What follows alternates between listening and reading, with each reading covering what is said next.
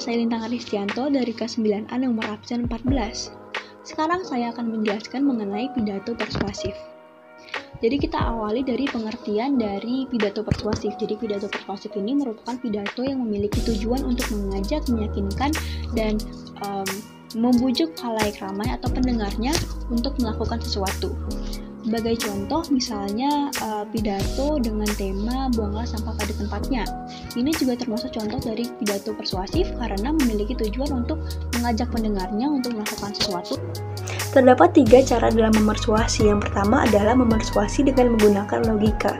Jadi apa yang dimaksud di sini adalah di mana kita itu menyatakan pernyataan atau argumen dengan alasan-alasan yang masuk akal yang biasanya itu didasari oleh hasil penelitian dan hasil pengamatan yang bersumber dari orang-orang atau pihak yang terpercaya. Cara yang kedua adalah memersuasi dengan menggunakan emosi. Yang dimaksud di sini adalah kita menyampaikan pernyataan-pernyataan yang dapat menggugah perasaan audiens atau pendengarnya. Dan yang ketiga adalah memersuasi dengan menggunakan etika, yakni artinya itu adalah kita itu berperilaku dan memberikan pernyataan-pernyataan yang sesuai dengan pandangan yang benar oleh masyarakat. Ada pula 4 metode pidato persuasif. Yang pertama itu adalah metode spontanitas, yang kedua ada metode menghafal, yang ketiga ada metode membaca naskah, dan yang keempat atau yang terakhir itu adalah metode ekstemporan atau di mana kita itu menyampaikan pidato berdasarkan poin-poin dan garis besarnya saja gitu. Kita sudah sampai di subbab B di mana kita membahas mengenai cara menyimpulkan teks pidato persuasif. Jadi cara yang pertama atau langkah yang pertama itu adalah bagi kita untuk konsentrasi dan mendengarkan serta memahami isi dari pidato tersebut. Yang kedua adalah membuat catatan mengenai poin-poin dari pidato tersebut. Dan yang ketiga yakni untuk mengembangkan kesimpulan melalui atau berdasarkan poin-poin yang sudah dicatat tadi. Kita juga mau tahu manfaat apa saja yang kita dapatin dari menyimpulkan pidato persuasif. Jadi manfaat yang kita bisa dapatkan itu adalah bagi kita untuk lebih mudah lagi memahami intisari dan poin-poin penting yang terdapat di dalam pidato tersebut.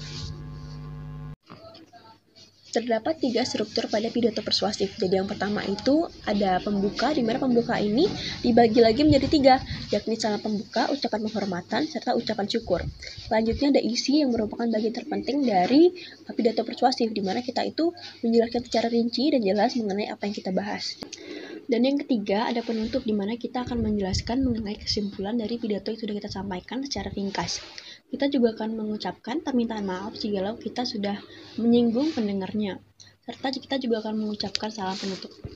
Dari apa yang sudah saya pelajari, saya mengetahui bahwa ciri kebahasaan yang digunakan dalam pidato persuasif itu ada kalimat aktif, ada juga kata tugas, ada juga kosakata emotif, ada sinonim, dan juga ada kata benda abstrak. Cara menuang ide atau gagasan ke dalam pidato persuasif itu ada beberapa tahap. Yang pertama ada tahap prapenyajian, di mana kita itu menyusun kerangka dan memastikan bahwa hal-hal yang wajib dan harus ada di dalam pidato persuasif itu ada di teks pidato persuasif yang sekarang kita kerjakan. Selanjutnya ada langkah menulis pidato persuasif. Jadi di langkah menulis pidato persuasif ini dibagi lagi menjadi 3. Yang pertama itu kita harus menentukan dulu topik apa yang akan kita bahas di pidato tersebut. Kedua ada menganalisasi pendengar, dan yang ketiga adalah mulai untuk menyusun kerangka pidato. Adapun tahap terakhir yakni tahap penyuntingan, di mana kita harus memperhatikan kebahasaannya dan juga kelengkapan isinya.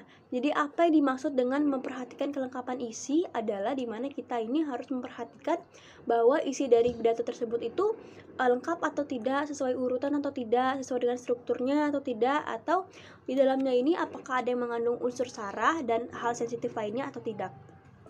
Juga ada aspek kebahasaan, di mana kita ini harus memperhatikan penggunaan EYD dan juga penggunaan tata bahasa yang terdapat di dalam pidato tersebut.